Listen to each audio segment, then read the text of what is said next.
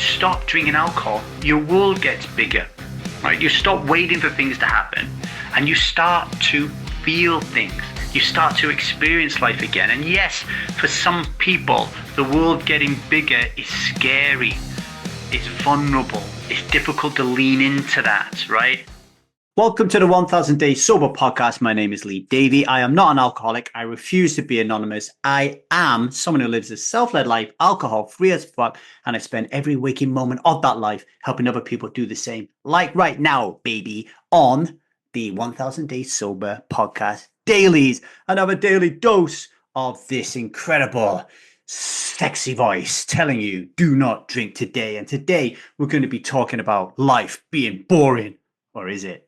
Again, I came across a comment on one of my YouTube videos. It said this: life is boring. But when you have a couple of 9.5% IPAs in you, man, this, my friends, is a liquid lie in action. So today, we're going to break down what boredom really is, why alcohol isn't the solution, and why the whole idea of drinking to make life exciting is, quite frankly, absurd.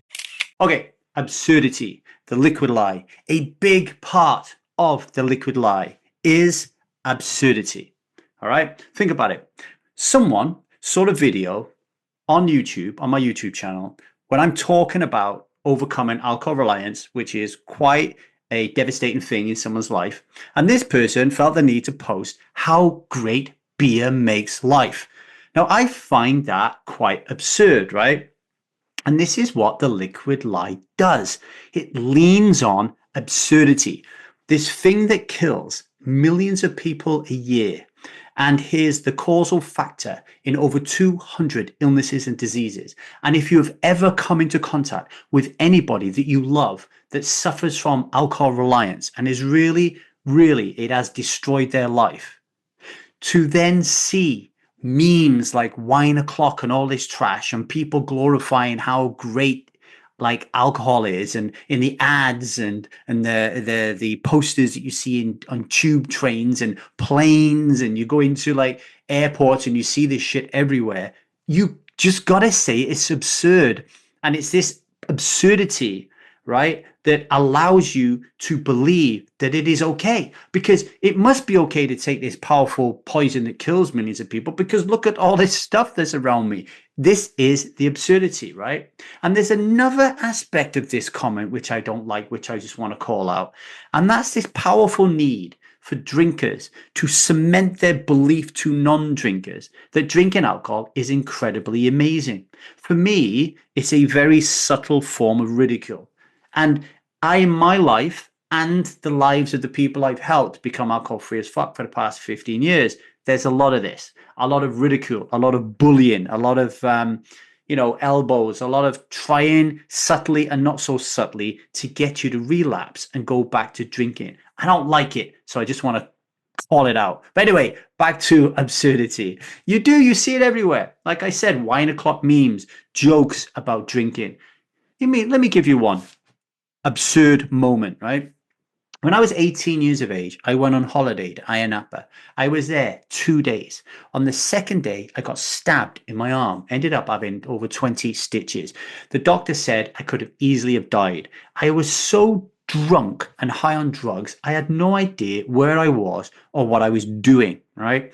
My mum found out in the UK what had happened when I didn't want her to find out. Like, I told the people I was with, don't tell anyone that what I've done, because I don't want to worry my family. They told people back home. My mum found out. My mum just heard that I'd been stabbed. She thought I'd died, right? When I came home, she was crying her eyes out when I called her.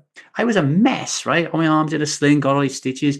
How did I deal with that? You think any normal person would stop drinking. Not this lad. I laughed about it. I joked about it. I wore my stitches with a pride. I was so happy that this had happened, because there was some, remember I always talk about the 5 N's of justification, why we drink, why the liquid lie exists, right? It's because we've been programmed from birth to believe that alcohol is nice, normal, necessary, natural, and noble. And I thought it was very noble to be stabbed, right? It didn't matter that I nearly died. I thought it was noble. So I turned it into a joke so I could be some sort of man, right?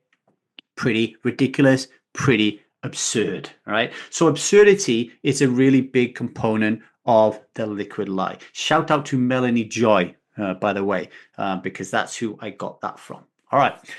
But next question, is life actually boring? Well, I get this a lot with my clients, and they often say to me, yeah, the reason I drink alcohol is because it's boring. And if I don't drink alcohol, life's shit, life's boring, there's no point living it. And actually, when I drink alcohol, it like just gives me a buzz and everything gets better. So I often ask them to do this experiment, and I'll ask you to do the same. Imagine that you're in a room, right? There's no windows, there's no doors, it's just you, a chair, and in this case, for the guy who wrote the comment, a crate of 9.5% APIs, because I mean, man, right? So he's there and he's drinking, and as he's drinking and the time goes by, I'm asking him to rate his boredom out of 1 to 10. So 1 being I'm bored as fuck, 10 being I'm amazing. Now, because he's drinking his crate of 9.5% IPAs, every time he's rating himself as he's drinking more and more, you imagine his ratings would be 10, right? Like, because like, you know, man, this fucking stuff is amazing, right? And it cures boredom. So every time he's ticking a sheet, it should be a 10. But let's say it's not a 10. Let's help him out a little bit. So let's put a TV in there. Let's put a TV in there. Let's say he's into Game of Thrones and that's his best show. We put that in. Now, obviously now it's surely his boredom. It's going to like diminish, right? But if not, let's help him out. Let's put a jukebox in there and put all his favorite tunes in. Let's see how his boredom score rates then. Then we'll stick a window in. All right, we'll stick a window in and we'll make the view outside absolutely gorgeous. Then we'll stick a few friends in there so we can have a chinwadi and they can have some IPA as well. And we can put a buffet in there of his favorite food, right? Now, how is his experience going to be elevated or diminished, right? I think he's going to be elevated. Do you? If not, I'll tell you what, let's bring a lap dancer in. So we'll bring a lap dancer and a stripper in, and they can give him a lap dance and a strip. Maybe he's like sexually into that kind of thing, right? Now all of a sudden, I imagine he's excited and he's like his life is great in this room, right? Now, I imagine at the end of all that, especially with him drinking his IPAs, if we rated his boredom from 1 to 10, with 1 being really super bored, no, 1 being, let's say 1 being super bored and 10 being not so bored, I imagine he's going to be 10, right? I'm not so bored. Now, what if we took these things away?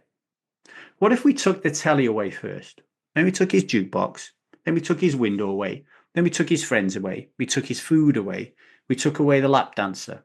And we just left him in the room with his IPAs. Man, how would he rate his boredom now? Because I'm telling you, the truth about boredom isn't what's happening around you. Boredom is about your inability to pay attention. It's not the absence of excitement. It's the absence of presence, right? And I'm saying that in this case, right, this person who thinks that the IPAs are man, and people out there who think that it's boring without alcohol, it's just an inability to be present. All right. And I'll tell you more about that after we have a little break. So why does alcohol feel like it fixes boredom? Well, alcohol doesn't make life exciting. I'm sorry, but it doesn't. All it does is it shuts off the part of your brain that notices that you're bored, right? It just numbs awareness. It doesn't fill the void. And that's why so many people say that they need to have a drink to have fun. It's because they've lost the ability to be present without it. And there's a conundrum here because it's not until you start to experience true presence through the ability to live a self-led life that you realize how much life was lacking without it. And continually, when I do my morning pages, it always says the question I ask myself every morning, what one word describes what I want to be today? And it's present. I want to be present with my children. I want to be present with my wife. I want to be present here with you now, right? And drinking alcohol takes that away from me. Have you ever watched a kid play, right? If you watch children playing, my daughter just came home from school now. She's going to be down. She's going to be reading. She's going to be she's going to be creating stuff, right? She doesn't need 9.5% IPAs to enjoy drawing and coloring in and painting. And when she's doing that, she's highly engaged. She is present, right? She's not waiting for entertainment. She is creating it. Okay. And when you stop drinking alcohol, your world gets bigger, right? You stop waiting for things to happen and you start to feel things. You start to experience life again. And yes, for some people, the world getting bigger is scary. It's vulnerable. It's difficult to lean into that, right? Plus, we lack the neural connection, the whatever wires together fires together. If we're not used to having fun without drinking alcohol, if we're not used to that, it's going to be very difficult. It's going to feel really uncomfortable, right? But that doesn't mean that things are bored. It means you have things to work on, right? Very often when you become alcohol free as fuck, it's not the end of something, it's the beginning of something. And that was certainly the case for my life, right? Being alcohol free as fuck. Really? It just ended up in a divorce. I nearly ended up in a second divorce. Living a self-led life, doing all the work to deal with boredom and all that kind of thing, and all these thoughts that come in your head. That's when the real world work starts. Anyway, today's vow. I will not drink today because I refuse to let boredom be my excuse. I choose to be present. I will not drink today because I refuse to let boredom be my excuse, baby. I choose to be present. If you think life is boring without alcohol, maybe it's not life that's boring. Maybe it's time to wake up and start paying attention.